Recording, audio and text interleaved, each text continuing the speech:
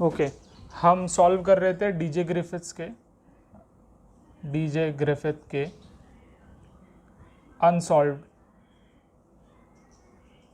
Problems. ठीक है, तो आज के लेक्चर का टारगेट होगा क्वेश्चन नंबर 12, 13 और 14 भी डिस्कस कर लेंगे। ओके अच्छा, तो क्वेश्चन क्या बोला गया है? A long solenoid of radius a. अच्छा, एक सोलेनॉइड है, ठीक है, ये एक सोलेनॉइड है,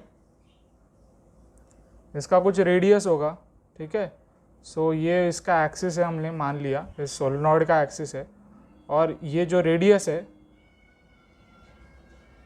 ये ए है, ठीक है।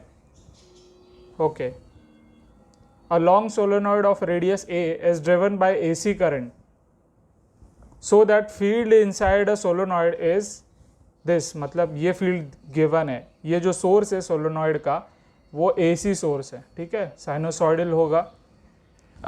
एसी सोर्स के वजह से क्या होगा, जो मैग्नेटिक फील्ड प्रोड्यूस हो रही है सोलेनॉइड में वो भी वेरिएबल हो जाएगी, ठीक है। सो सोलेनॉइड की फील्ड अगर डीसी सोर्स होता तो कुछ ऐसी होती है, ठीक है। अगर कोई डीसी सोर्स होता तो कांस्टेंट मैग्नेटिक फील्ड जनरेट करेगा, लेकिन यहाँ पे क्या कहा गया है कि ये जो सोर्स है वो क्या है, एसी है।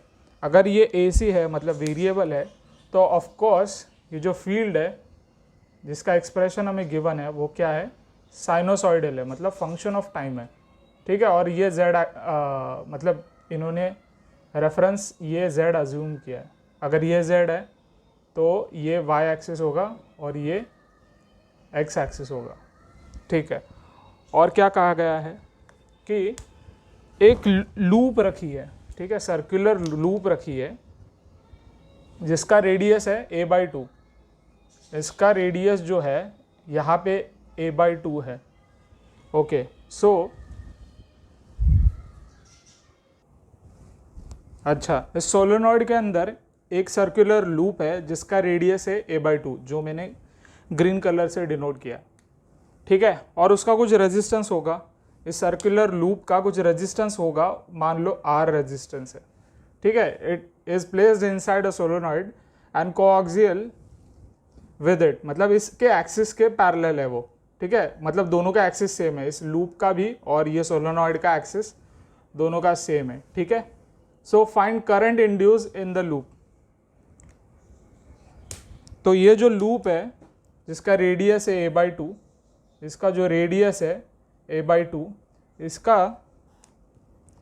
हमें करंट इंड्यूस निकालना है। करंट इंड्यूस क्यों होगा, बिकॉज यहाँ पे फ्लक्स क्या है, वेरिएबल है, ठीक है, फील्ड क्या, और ये वेरिएबल है। तो हमें पता है कि फैराडेज लॉ से हम कैलकुलेट कर सकते हैं। फैराडेज लॉ क्या है, EMF is equals to minus d∅/dt।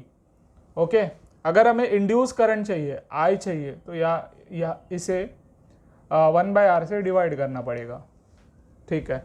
So I induce will be what, 1/R minus d/dt of 5। Flux कितना है, B vector dot area vector, मतलब ये डॉट प्रोडक्ट होता है ना, तो इसे सॉल्व करोगे तो क्या आ जाएगा, d/dt of BA cos theta, ठीक है। सो cos theta angle between field and area vector. देखो ये सर्कुलर लूप है, इसका एरिया वेक्टर इसी दिशा में होगा और फील्ड भी उसी दिशा में, ठीक है। सो ये cos क्या हो जाएगा, cos मान लो ये cos 0 है, 0 या तो 180 होगा, ठीक है। इसे सॉल्व करो तो minus 1/R d/dt of B given है अपने पास, B0 sine ω/t into Z cap, ठीक है, ये जेड कैप होगा, ठीक है। और एरिया वेक्टर भी उसी दिशा में, ठीक है। तो उनका डॉट क्या आता है, मतलब वही लिखा है मैंने, cos 0। और एरिया क्या होगा, एरिया किसका, लूप का एरिया कितना है, पाई a/2 का स्क्वायर, a/2 है ना इसका रेडियस, ठीक है। तो इसे सॉल्व करो, साइन का डेरिवेटिव क्या आता है,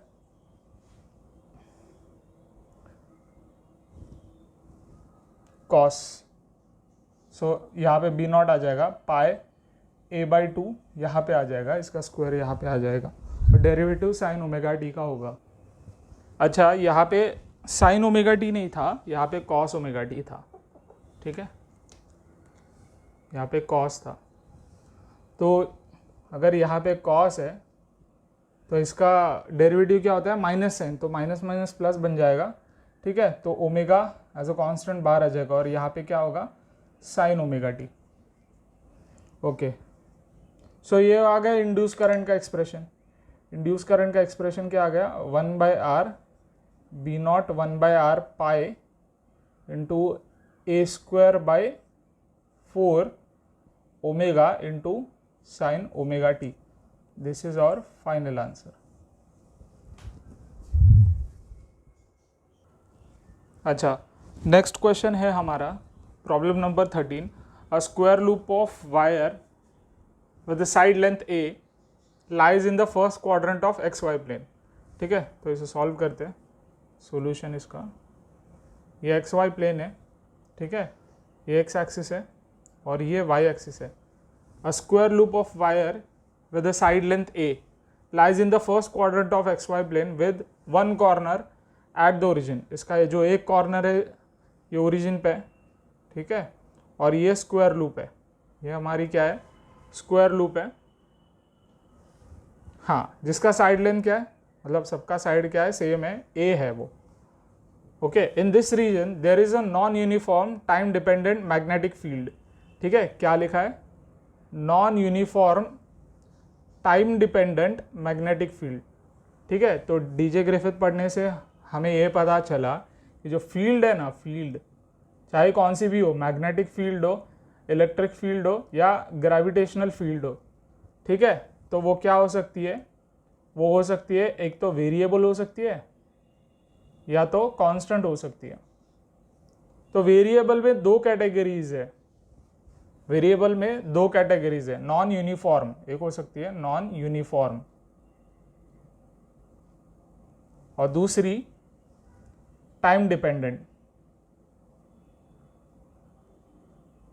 ठीक है, या तो दोनों का कॉम्बिनेशन भी हो सकती है। नॉन यूनिफॉर्म का मतलब क्या, देखो ये क्या है, फंक्शन ऑफ, नॉन यूनिफॉर्म का मतलब ये जो फील्ड है वो पोजीशन का फंक्शन है, ठीक है, this is a function of R. और टाइम डिपेंडेंट मतलब ये जो फील्ड है वो टाइम के ऊपर डिपेंडेंट है, या तो दोनों का कॉम्बिनेशन भी हो सकता है, दोनों का कॉम्बिनेशन यहाँ पे दिया है, देखो दिया as a function of time and position, दोनों दिया है। ठीक है, सो नॉन यूनिफॉर्म का मतलब क्या है, देखो फॉर एग्जाम्पल मैं अज्यूम करूं, मैं फर्स्ट सेकंड में इसका क्या कर रहा हूँ, स्क्रीनशॉट ले रहा हूँ। अगर फर्स्ट सेकंड में मतलब ये जो एक्सप्रेशन हमें गिवन है, यहाँ पे लिख रहा हूँ, ये जो एक्सप्रेशन गिवन है y कॉमा टी बराबर t0 मान लो एक सेकंड है, ठीक है, तो ये क्या हो जाएगा, 1 हो जाएगा ना। सो y के कोई भी कांस्टेंट है, y³ इंटू z कैप मतलब क्या, कि फील्ड बाहर आ रही है, फील्ड क्या हो रही है, बाहर आ रही है। तो इसका अगर हम डायग्राम बनाएं तो कुछ ऐसा बनेगा। ओके, मान लो ये 0 0 है, ठीक है, यहाँ पे y क्या है, यहाँ पे y 0 है, ठीक है, y बराबर 1 पे इसका ये वैल्यू होगा, ठीक है, कुछ ऐसा वैल्यू होगा, ऐसा होगा, ऐसा होगा, ठीक है। तो y जैसे जैसे बढ़ रहा है, ठीक है, मतलब y का अगर 1 डालेंगे तो 1³ क्या होता है, 1 होता है, ठीक है। y को अगर 2 डालेंगे तो 2 का क्यूब क्या होता है, 2 का क्यूब होता है 8, ठीक है। सो इसका मतलब जैसे जैसे तुम ऊपर जा रहे हो वैसे वैसे क्या हो रहा है, फील्ड क्या हो रही है, इंक्रीज हो रही है। मतलब ये देखो यहाँ पे क्या हो रही है, फील्ड जैसे जैसे ऊपर जा रहे हो field is increasing, field is what, increasing, ठीक है। तो ये मतलब है इसका। और पोजीशन पे भी डिपेंड कर रही है और टाइम के ऊपर भी डिपेंड कर रही है। मतलब जैसे जैसे टाइम बढ़ता जाएगा वैसे वैसे ये जो फील्ड है जो आउट ऑफ द पेज आ रही है वो फील्ड क्या हो रही है, बढ़ रही है। तो मतलब आप समझ गए होंगे। यहाँ पे फील्ड कितनी है, मान लो यहाँ पे 1 यूनिट है, यहाँ पे 3 यूनिट है, यहाँ पे 6 यूनिट है, ऐसे y की तरफ फील्ड क्या हो रही है, बढ़ती जा रही है। ये इसका मतलब है। ओके, तो यहाँ से हमें क्लियरली दिखाई दे रहा है कि ये जो फ्लक्स है ये कांस्टेंट नहीं है, और हमें क्या निकालना है कि ये जो स्क्वायर लूप है इसके अंदर इंड्यूस्ड ईएमएफ कितना है। ठीक है, तो हमें पता है ईएमएफ कैसे निकालते हो, ईएमएफ निकालते हो minus of d phi by D t. लेकिन ये जो फाई है ना, ये phi not only position of time है but it is also function of position, मतलब आर कॉमा टी है। ठीक है, तो हमें थोड़ा इंटीग्रेशन का नॉलेज होना चाहिए, तो इसे सॉल्व करते हैं हम। ओके, तो एक दूसरा डायग्राम बना देता हूं मैं। ठीक है, ये स्क्वायर लूप है जिसकी साइड लेंथ क्या है, सबकी सेम है साइड लेंथ। अच्छा, वीडियो आ रहा है क्या? हाँ, यस। हाँ, तो मैं क्या कह रहा था, इंटीग्रेशन का इस्तेमाल करना पड़ेगा। तो हम क्या करेंगे, हम यहाँ पे एक स्ट्रिप काटेंगे। ठीक है, ये स्ट्रिप है, मतलब ये स्टैंडर्ड इंटीग्रेशन है। अगर ऐसा कोई एक्सप्रेशन आता है तो इंटीग्रेट उसको ऐसे किया जाता है। मतलब हमें क्या चाहिए, हमें टोटल फ्लक्स चाहिए। इस लूप, ये जो लूप है इसके अंदर कितना फ्लक्स है, तो कैसे निकालोगे, इंटीग्रेट करोगे डी फाई को क्या करोगे, इंटीग्रेट कर दोगे। ओके, तो डी फाई क्या है, डी फाई है बी डॉट डी ए, है ना, B vector dot D A vector.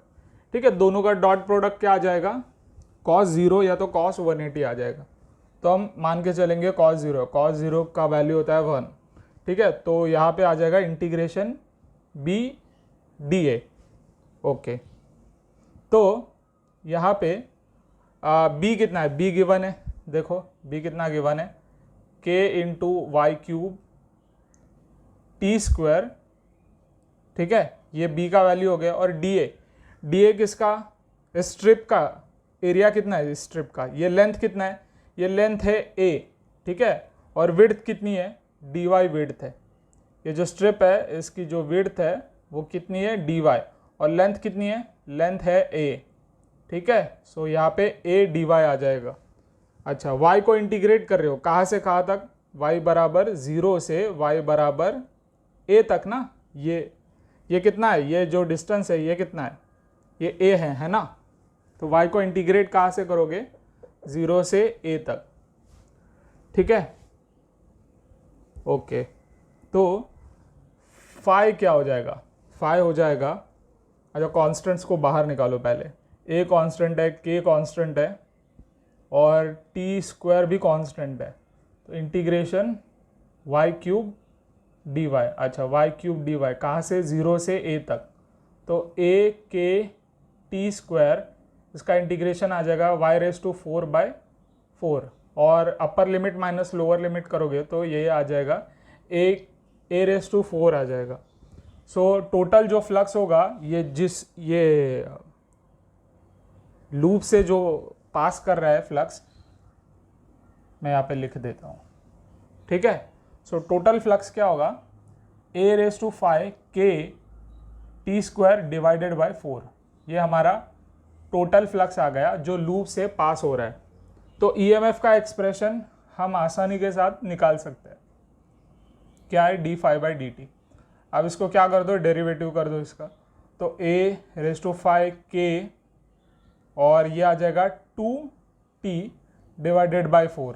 अच्छा, तो यही हमारा क्या है, फाइनल रिजल्ट है। अच्छा, इसे आगे सॉल्व भी कर सकते हो, मतलब क्या करोगे, इसको यहाँ पे 2 कर दो और यहाँ पे 1 कर दो, बस यही है फाइनल। और यहाँ पे माइनस साइन होता है लेंस लॉ के अकॉर्डिंग। ठीक है, तो ये फाइनल हो गया। अच्छा, अब क्वेश्चन नंबर 13, इसका स्क्रीनशॉट ले लो। ओके, क्वेश्चन नंबर 13 क्या बोल रहा है कि क्वेश्चन नंबर 13 पहले समझा देता हूँ, क्वेश्चन पढ़ो आप।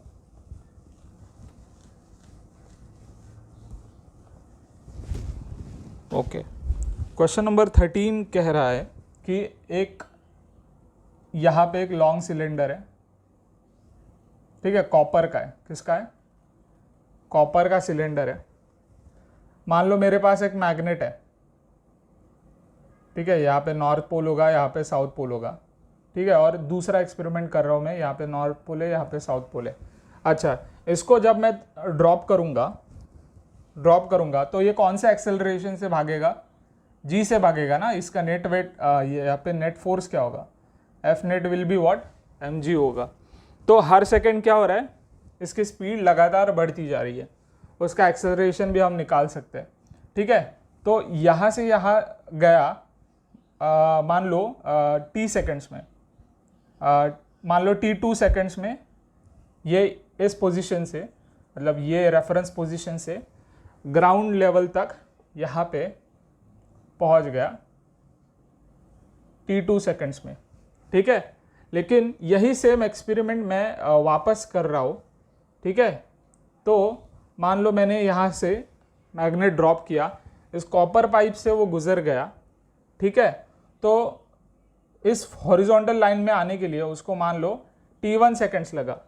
तो हमने ये ऑब्जर्व किया कि ये जो t1 है, इसको मतलब ये जो t1 है ये बहुत ज़्यादा ग्रेटर है t2 से। इसका मतलब क्या है कि मैग्नेट कॉपर पाइप से अगर नीचे पास हो रहा है तो उसको बहुत ज़्यादा टाइम लग रहा है नीचे पहुंचने के लिए, एज़ कंपेयर टू जब मैं ऐसा फ्रीली उसको छोड़ देता हूँ तब। तो ऐसा होता क्यों है? तो इसका सिंपलेस्ट एग्जाम्पल क्या है? इसका सिंपलेस्ट एग्जाम्पल है लेंज लॉ। लेंज मतलब ये हमने पहले पढ़ चुके हैं, हम 12th में पढ़ चुके हैं। क्या है लेंज लॉ? ठीक है, मान लो एक सर्कुलर लूप है, ओके, और यहाँ से मैग्नेट ड्रॉप हो रहा है, ठीक है। मैग्नेट अगर ड्रॉप हो रहा है मतलब नीचे अगर मैग्नेट जा रहा है तो क्या हो रही है? फील्ड फ्लक्स क्या हो रहा है? इंक्रीज हो रहा है। Flux is increasing. कौन सा flux? Associated with this coil, है ना, जो गिवन कॉइल है इसके साथ जो एसोसिएटेड फ्लक्स है वो क्या हो रहा है? इंक्रीज हो रहा है, ठीक है।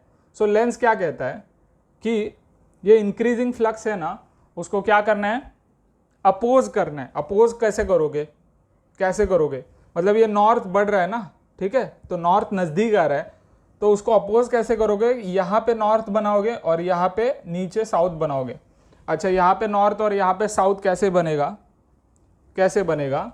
एंटी क्लॉकवाइज करंट अगर फ्लो करवाते हो, देखो एंटी क्लॉकवाइज करंट अगर फ्लो करवाते हो तो यहाँ पे नॉर्थ बनेगा, तो यहाँ इसको क्या करेगा? अपोज करेगा। समझ रहे हो? तो अगर ऊपर से देखोगे, अगर ऊपर से देखोगे यहाँ, तो ये क्या है? नॉर्थ पोल है। सेम कहानी यही है। मतलब यहाँ पे बहुत सारे लूप्स है ना। सिलेंडर कैसे बनता है? ऐसे लूप से ही तो बनता है। जब तुम मैग्नेट को ड्रॉप करोगे, जब मैग्नेट को ड्रॉप करोगे तब क्या होगा? इस लूप में क्या होगा? एंटी क्लॉकवाइज करंट इंड्यूस होगा, ठीक है। तो उससे क्या होगा? करंट इंड्यूस होने की वजह से यहाँ पे नॉर्थ जनरेट हो जाएगा, यहाँ पे साउथ। सिमिलरली यहाँ पे नॉर्थ, यहाँ पे साउथ, नॉर्थ, यहाँ पे साउथ, नॉर्थ, यहाँ पे साउथ। तो ये क्या कर रहा है? मैग्नेट के मोशन को अपोज कर रहा है। अपोज कर रहा है, इसका मतलब क्या? वो फ्रीली मूव नहीं हो रहा है, तो उसका कुछ देर बाद वो क्या करेगा? इसका एक्सेलरेशन 0 कर देगा और मैग्नेट क्या होगा? एक टर्मिनल वेलोसिटी से नीचे गिरेगा। मतलब यहाँ पे क्या होगा? ये mg मैग्नेट का फोर्स है, ठीक है, और ये क्या है? Magnetic force. ये क्या है? Magnetic force. इसके वजह से क्या होगा? मान लो पहले mg ज़्यादा था, ठीक है, सो mg मान लो 10 था, ठीक है, तो ये मैग्नेटिक फोर्स 10 बन जाएगा जब ये 10 बनेगा तब एक्सेलरेशन इसका क्या होगा, एक्सेलरेशन 0 होगा और जो मैग्नेट रीच करेगा उसकी स्पीड, उसको हम टर्मिनल वेलोसिटी कहते हैं। ठीक है, इसका इस एक्सपेरिमेंट का लिंक मैं डिस्क्रिप्शन में दे दूंगा। ओके।